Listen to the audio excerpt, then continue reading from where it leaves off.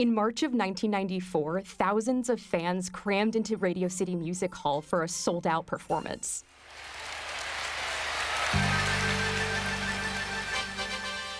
They weren't there for Michael Jackson or Madonna. They were there for someone else. Radio City Music Hall in New York City proudly presents Barney. They were there for a great big purple dinosaur. The iconic gold curtains open, but there's no Barney. Barney? You, Barney! The kids look around at each other and the adults with them wondering, Where's Barney? where is he? They stand on their seats, craning their necks to scan the stage for any sign of the purple dinosaur. For Barney to come and play, you've got to use your imagination. So the announcer takes it from the top. Boys and girls, ladies and gentlemen, let's all use our imaginations and welcome Barney! Barney busts through the curtains and the kids go wild. They're clapping and smiling and stomping their feet as Barney dances around on stage.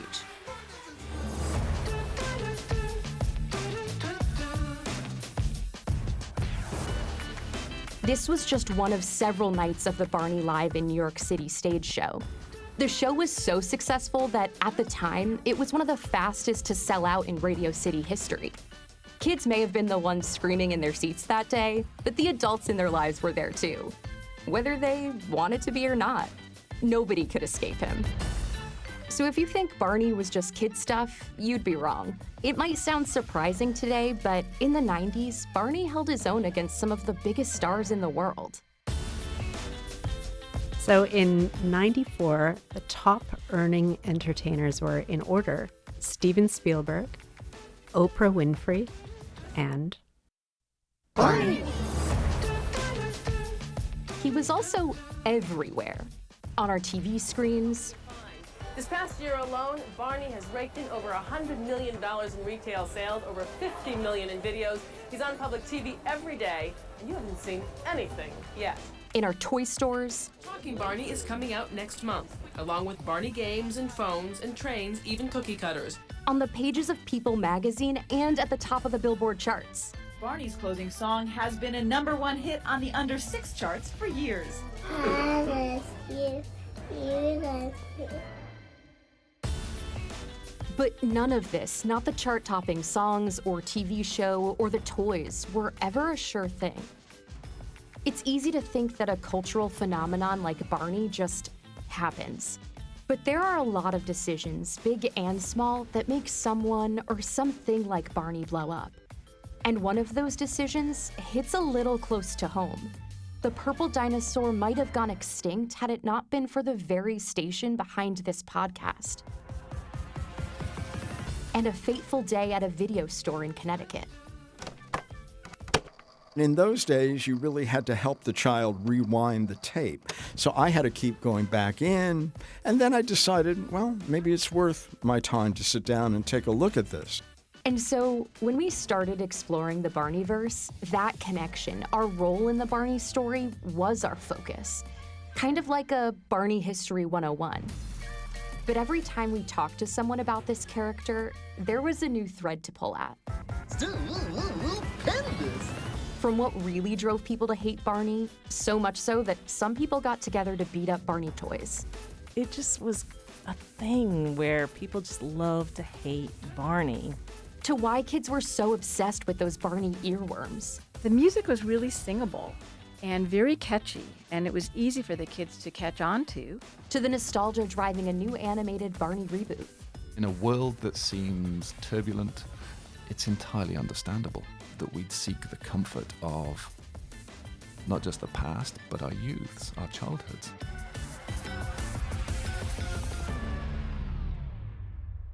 But what stood out most was just how much this character meant to people to this day, including me. Like so many things from our childhood, real people like Fred Rogers and LeVar Burton, but also the Muppets living on Sesame Street. They all helped us understand the world. They helped us make sense of ourselves, too. He means everything, you know. He's metaphorically my best friend, someone that, the idea of Barney is something that I want to live up to. I love you, you love me. I call it the purple mantra. So this podcast is about how Barney became Barney, but it's also about how we become who we are.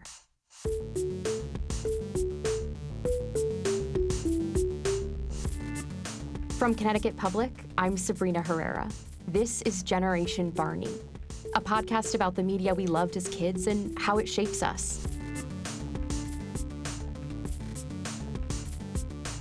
You'll hear a lot about how Barney and Friends shaped pop culture and us in later episodes.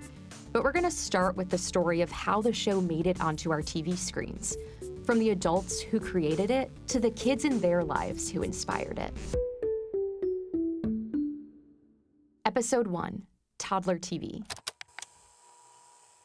There's so much children's television today, thanks in large part to streaming services like Netflix, YouTube, the list goes on. Kids lose their minds over shows like Paw Patrol, Daniel Tiger's Neighborhood, and Bluey. Let's be real, adults lose their minds over Bluey too. But in the early days of television, there wasn't a whole lot out there for kids.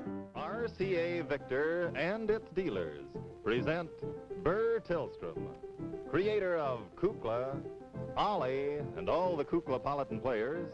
In the 1940s, puppet shows like Kukla, Fran, and Ollie were among the first to engage younger audiences.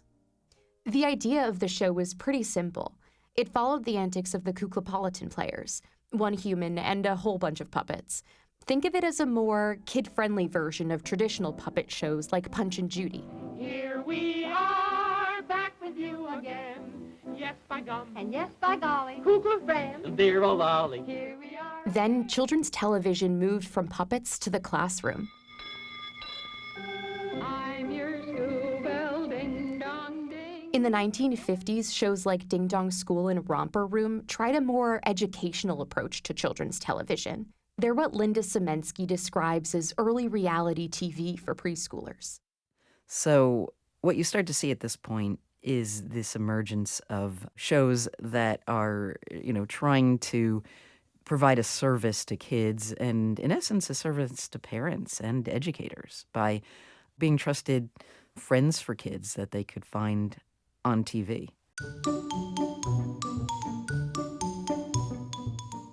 Linda's a children's television history professor at the University of Pennsylvania. She doesn't just teach this history, though. She's lived it. Linda worked at Nickelodeon during its early years, the mid-'80s through the early '90s, and helped bring shows like Doug, Rocko's Modern Life, and Rugrats into our living rooms. Linda says Ding Dong School and Romper Room were like the Mr. Rogers' Neighborhood of their time. In both, a host would talk directly to the camera and lead activities that kids could follow along with from home. It was like distance learning before that was a thing. We'll see you again tomorrow in the Romper Room School. The shows didn't use a formal curriculum like Sesame Street would a few decades later, but they were among the first to try to strike a balance between education and entertainment on TV. I think that people sometimes forget, those early years, the industry was still kind of figuring itself out. People were figuring out how TV worked, how viewers worked, the whole process was coming together. By the early 60s, when Fred Rogers started doing work, there was much more of an understanding about how kids watch TV and how TV could be helpful. And he was very smart about how he set things up, and he spoke directly to kids. He spoke slowly. He was thoughtful. He was dependable. He was reliable. He was, an adult might have said repetitive, but for kids that was comforting. It's a beautiful day in this neighborhood, a beautiful day for a neighbor. Would you be mine? The Man in the Cardigan Sweater provided kids with a pretty radical kind of education, emotional education. Then in 1969, an 8-foot-tall yellow bird and his neighbors living on Sesame Street built upon Mr. Rogers' work.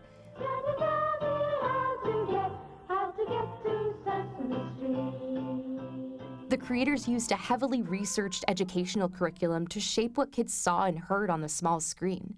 Together, real people and Jim Henson's iconic Muppets taught kids the alphabet, numbers, vocabulary, shapes, all the basics, and later on, feelings, relationships, and even ethics.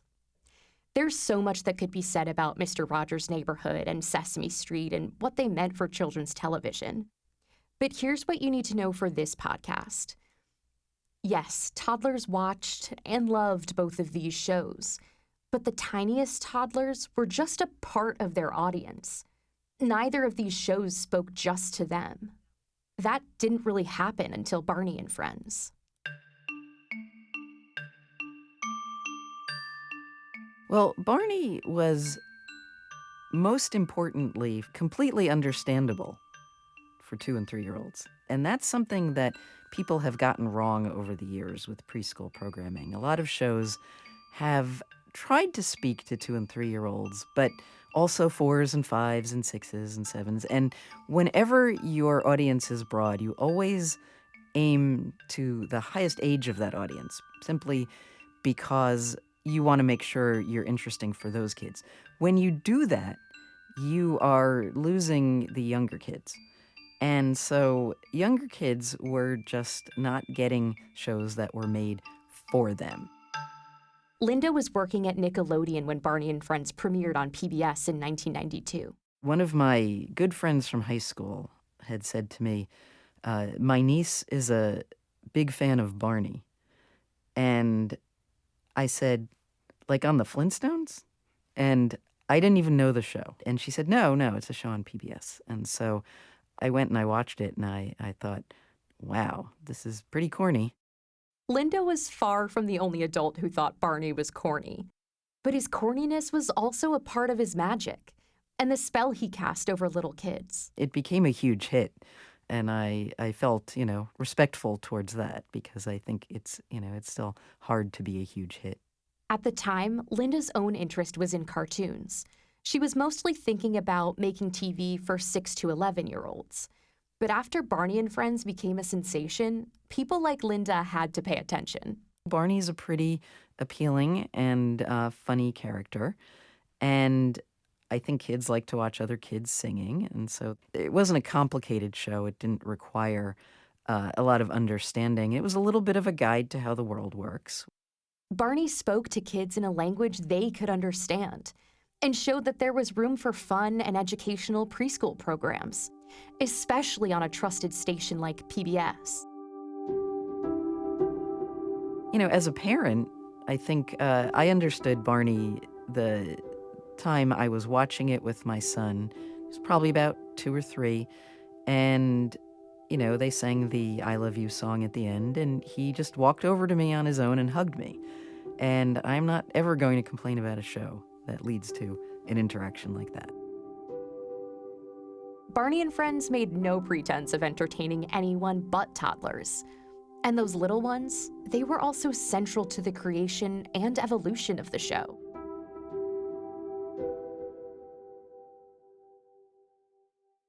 Barney's story starts in late 1987 in Allen, Texas. At the time, a former teacher, Cheryl Leach, had a 2-year-old son, Patrick, and she struggled to find videos that held his attention. Sure, there were preschool-aged programs like Sesame Street and Mr. Rogers' Neighborhood. But remember, both of those appealed to a wider age range, including parents. Cheryl wanted something just for toddlers. When she couldn't find a program like that, she decided to make her own home video series. With the help of her friend and fellow mom, Kathy Parker, and local video producer, Dennis DeShazer. The creators didn't want to be interviewed for this podcast, by the way, but you'll hear some archival audio of them. Cheryl and co. got $1 million from her father-in-law, Richard Leach, to make the home videos. He was an entrepreneur and publisher, and he also set up a video production company, the Lions Group, to market the videos. Barney! He's back! The result was Barney and the Backyard Gang, featuring a group of real kids and a very huggable dinosaur. Well, in the beginning, in the first scripts, Barney was a teddy bear. Well, technically, he went from a teddy bear to a sea serpent named Cecilia to Barney the dinosaur. And then the traveling dinosaur exhibit was touring Dallas, and my little boy Patrick loved dinosaurs. So I teamed together with colleagues Kathy Parker and Dennis DeShazer, and I remember calling Kathy at the time and saying, how about a dinosaur instead of a teddy bear? And it was just a unanimous decision.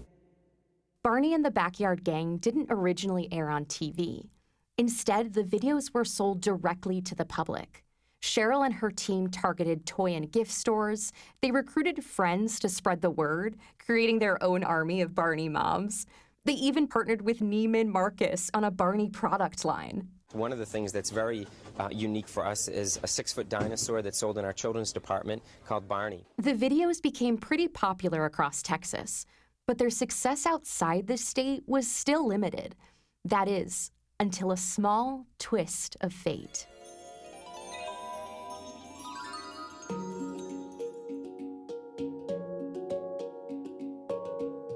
Growing up, Leora Rifkin-Edouard didn't watch a lot of television.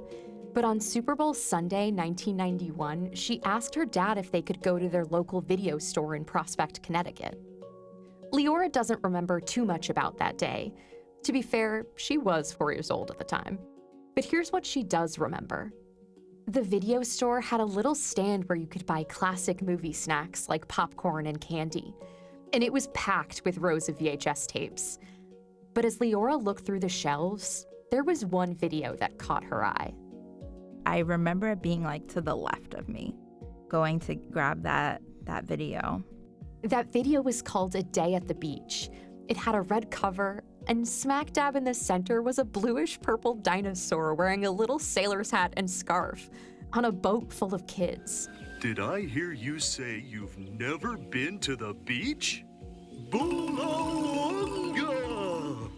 What does that mean? I don't know. I don't speak dinosaur. When Leora and her dad got home, they popped in the video. Her dad went about his day, but Leora sat there, glued to the TV. And when it was done, she asked to watch it again, and again, and again. And in those days, you really had to help the child rewind the tape. So I had to keep going back in, and then I decided, well, maybe it's worth my time to sit down and take a look at this. Leora's dad, Larry Rifkin, did more than just look at what was on screen. He looked at his daughter, Leora, who couldn't turn away from it. For me, I think it was definitely the music. Like, definitely the repetition of the songs. And there's just so much music. And I think the fact that I can remember, I mean, not from that exact episode, but I remember, like, you know, the peanut butter and jelly song. Like, peanut butter and jelly, peanut butter. And, like, just like that constant repetition. Larry wasn't just any parent, though. He happened to be in charge of programming for the state's PBS station, CPTV, or as we call it today, Connecticut Public. Now, Larry was not an expert on children's television, and CPTV was not a major player in public broadcasting. But PBS and the Corporation for Public Broadcasting had recently put out a call for more preschool programming. And as a programmer, Larry understood how important it was to listen to your audience. Kids like Leora were Barney's target audience. To make sure he was really onto something, Larry showed the video to some of Leora's friends, kind of like a makeshift focus group for preschoolers. They liked Barney too, and so did the son of the president of CPTV. Up until that time, there was very little for a young child going down to age 3 or 4. They like that slower pace, that linear storyline. They like a character with whom they can relate, who gives them unconditional appreciation for who they are and what they're feeling. And so Barney met a lot of things that we really didn't, as a system, offer yet. So Larry looked at the video's back cover, found the name Cheryl Leach, and gave her a call. And lo and behold, I said to her, "Have you ever considered PBS?" And she, in her southern drawl, said, "PBS? Tell me what that is." Cheryl gave the okay, and so Larry pitched the show for national distribution. Barney was a one-off. As I say, Barney was a unicorn. He wasn't a dinosaur.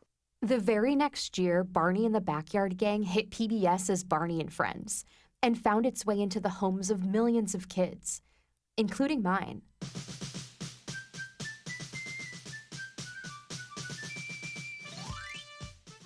There weren't dramatic differences between the home video and PBS versions of Barney. They made little fixes like changing the name. It was the early 90s. The word gang had a certain connotation then, so you couldn't really have it in the title of a children's series. They also improved the production and lighting, and Barney himself became a bit more soft, cuddly, and magenta. Plus, Cheryl and Co became even more intentional about the show's educational value. Barney and Friends was one of 3 shows in PBS's new preschool lineup, but this new lineup was technically a competition.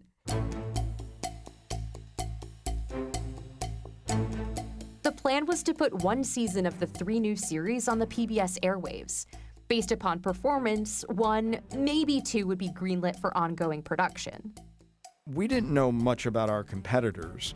We just knew that it was probably a very aggressive competition because nothing like it had occurred within public television in a very long time. Larry Rifkin says preschool programming hadn't been seen as commercially viable up until this point. There was this sense that really young kids were not great consumers.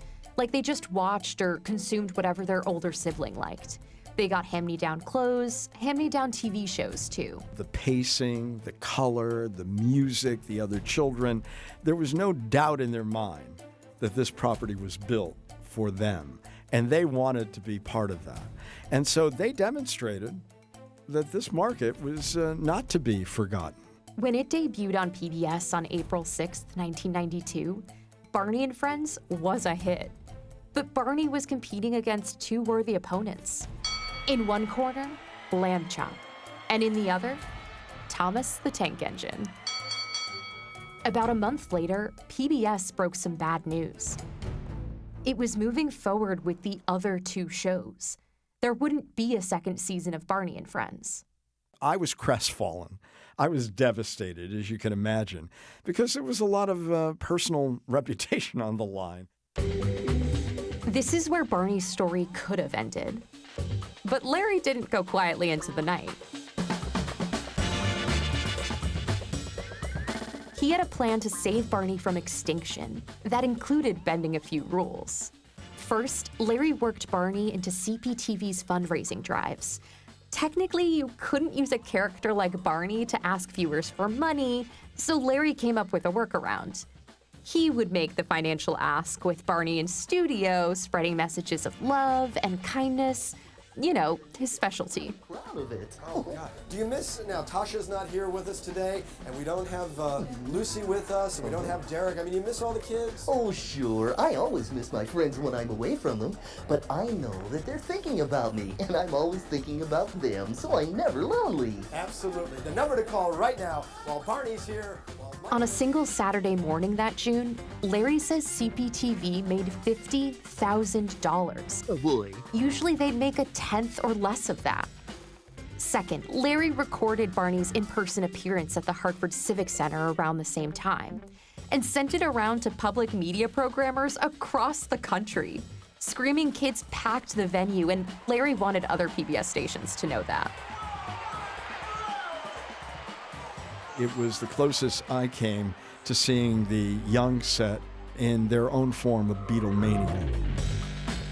Together, the success of the fundraising drive and event showed Barney's power in helping public media's bottom line. Larry says he and his fellow programmers were convinced Barney and Friends was a once-in-a-generation kind of show. They were getting phone call after phone call from parents asking about Barney. Plus, the show's numbers were still going strong.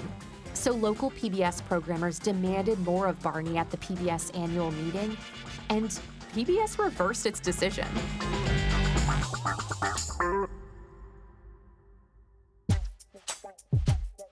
Barney would not end up a fossil, and he soon evolved into a cultural phenomenon. Children really do have minds of their own, and they do know what meets a particular need in their development. And so they will seek that out. It could be a toy, It could be a friend, it could be an animal, and it could be a television program. More on that after a short break.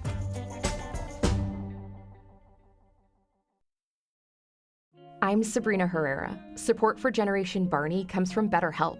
It can be hard to make sense of everything going on in the world. If you've ever thought about trying therapy, BetterHelp is entirely online. It's designed to be convenient and flexible. You fill out a brief questionnaire to get matched with a therapist. Let the gratitude flow with BetterHelp. Visit betterhelp.com/dino today to get 10% off your first month. That's BetterHelp, HELP.com/DINO.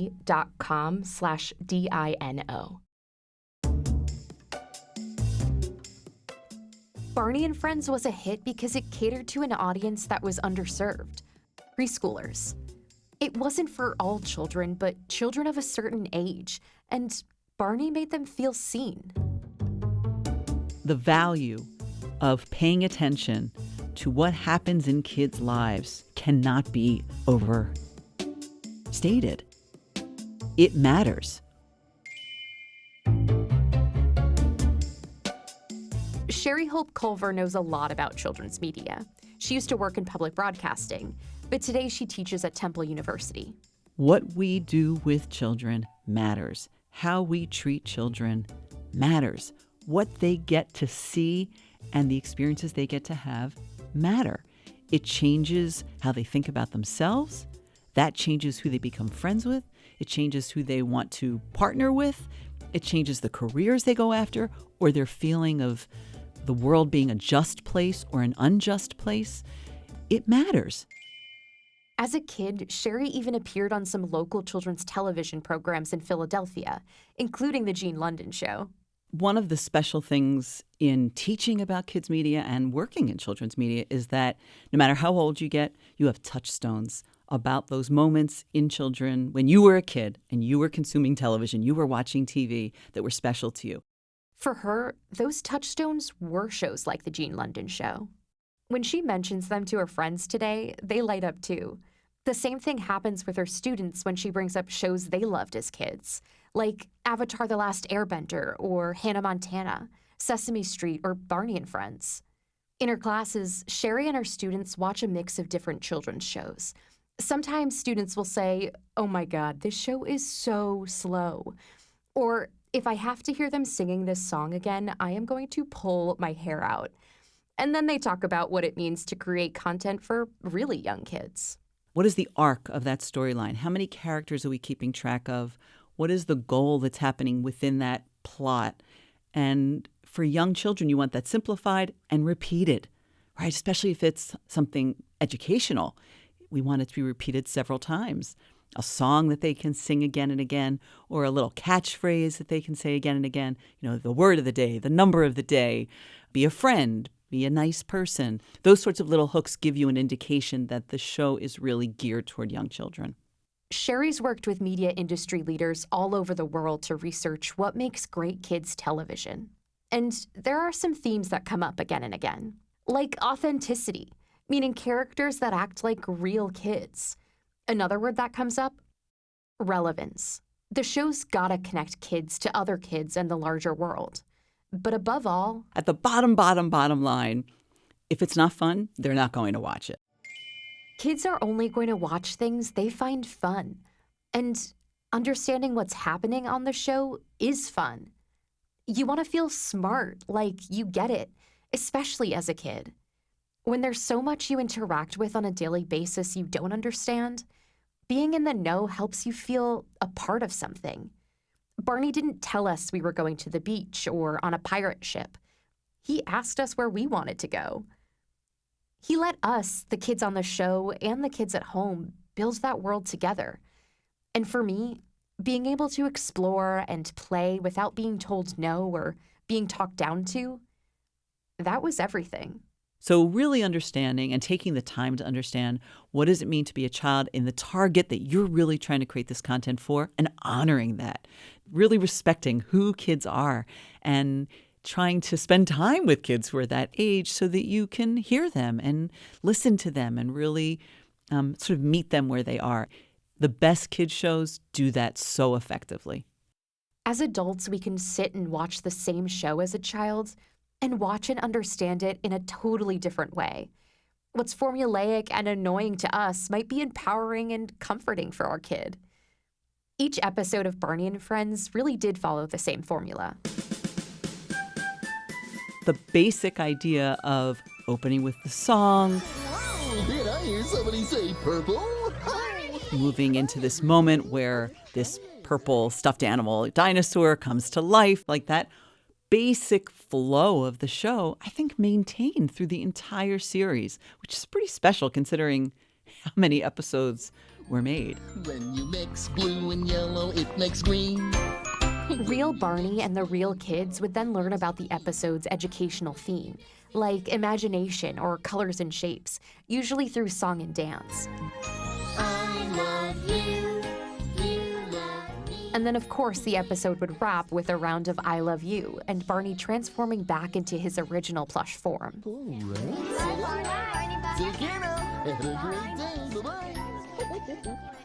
Those components of repetition, simplicity, predictability, those are elements that make it a great preschool show. The team behind Barney and Friends put so much thought into those elements, more than most people maybe realize.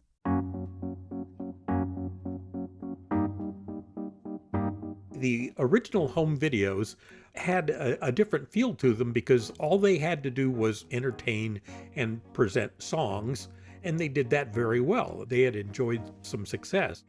Stephen White was the principal writer for Barney and Friends for 16 years. They did not have a structure that would translate to a daily television show.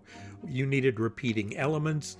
One of the really huge changes was we knew we had to make this into a genuinely educational program, which wasn't the goal of the previous home videos.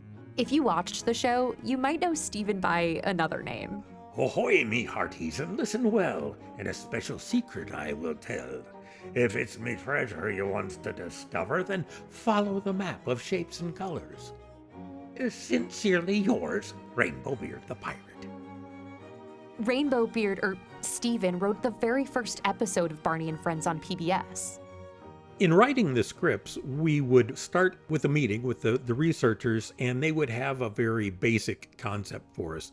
Okay, this script is going to be ABCs and 1, 2, 3s. So that's where writers like Stephen would start. Those same researchers would also suggest activities they could work in. Critically, they'd say, here's how much kids will understand and the ways to get that information across to them. Then it was up to the writers to come up with a story idea and get that approved as quickly as possible. From there, they had a long list of songs available for them to work into the story. We would pick out a certain number of songs because there was a set amount that they wanted. At least half the show had to be singing and dancing. Stephen approached writing the scripts word by word. There was intention behind every single choice. When you try to describe something for somebody really young, you quickly get into a trap of describing it with words that they don't understand. It's like, what is a cloud? Oh, that's water vapor. No, they don't know from water vapor. So it has to be teeny tiny drops of water in the air.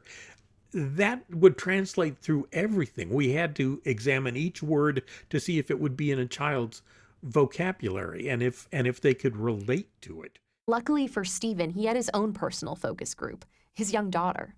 I had already developed a language of communicating with really little kids, which sometimes is body language, very simple words, sometimes just silly sounds and things. So all of those skills that I was using to interact with my own daughter were the things then that I was trying to put into Barney. I was trying to make him the perfect father I would like to be. Stephen also had to include a lot of instructions in the scripts so that the educational content showed up in the work of the directors, camera people, and talent too. Like if Barney lifts an apple and says the word apple, we need a close-up on the apple at the point he says it. That's technically labeling for little kids. And it's the kind of education that would go right over the heads and frequently did of adults and other people, but it was a valid learning moment for the little guys. Of course, Barney wouldn't be Barney without his signature catchphrases. Oh, that's a stupendous idea. We needed more catchphrases. If Barney says, stupendous, every time, somebody discovers that Z is for zebra, it's going to get old. Larry Rifkin from Connecticut Public Television says there were about 100 learning moments in the average Barney and Friends episode. That's what two prominent researchers from Yale University documented in the 90s. Back then, there was some debate over the educational value of Barney and Friends. So CPTV commissioned researchers to study the show's educational content and impact. Now, Larry and other members of the Barney team understood the show's educational potential, but they really wanted to prove critics wrong with this study. It was a risky proposition for us because they could have come away and said, Larry, this is cotton candy, and it really tastes so good, but there's nothing there. The study found that Barney and Friends was more than just cotton candy. It was a whole nutritious and delicious meal. The show was responsive to kids' emotional and educational needs in a way that was age-appropriate and also fun.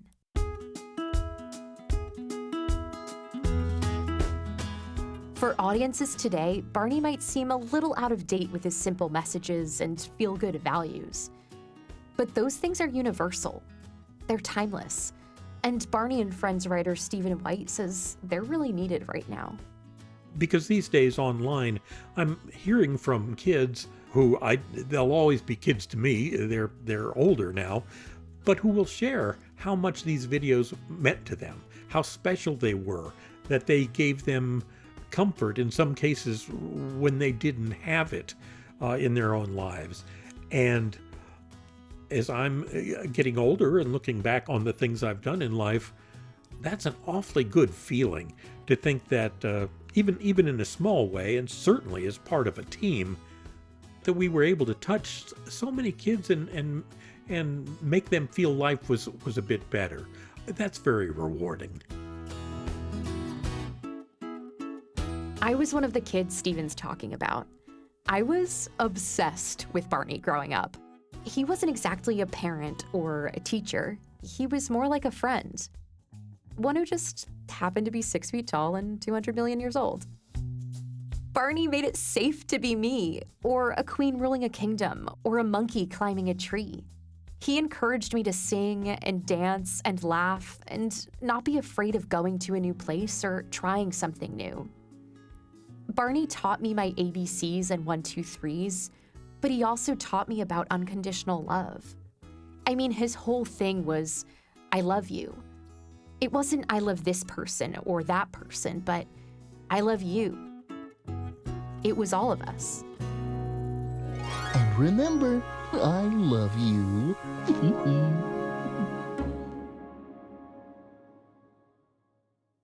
The video store where Leora, Rifkin, and Edouard discovered the Barney tape no longer exists. Leora's in her late 30s now, but back when she was still a kid, a local newspaper interviewed her about the fateful trip to that video store. Above the headline "Bracing for Barney" is a photo of 4-year-old Leora. She's got a big smile on her face. She's holding a day at the beach in her left hand, and in her right is a stuffed purple dinosaur. They had asked me, what did I like about Barney? And I said, I like the magic. And I think it was just that idea, because I was a kid who I could play by myself. I could play with my toys. I had such an imagination. And being able to really see Barney, who was a toy, come to life, for me, that was magical. But what matters most to Leora today is not what she watched, but who she watched it with. I think Barney and I had a similar cheerleader, my dad, So if Cheryl was Barney's mom, I think my dad was Barney's dad. I'm so grateful to her for the keen eye that she showed at a very early age for something that soon would become so much a part of the lives of children just like her. So I guess it's an enduring part of my legacy. It'll probably be in the first paragraph of my obituary, and so I'm honored by that.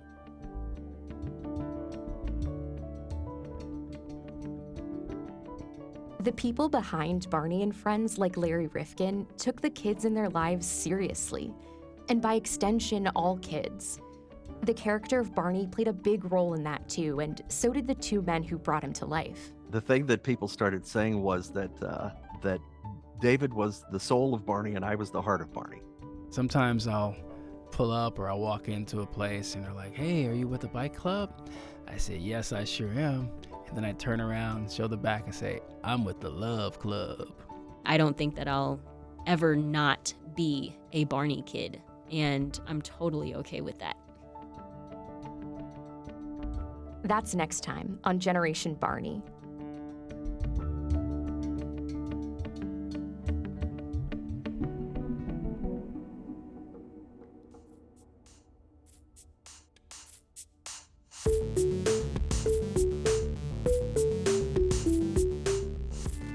This episode was reported, written, and produced by Meg Dalton and Lily Tyson.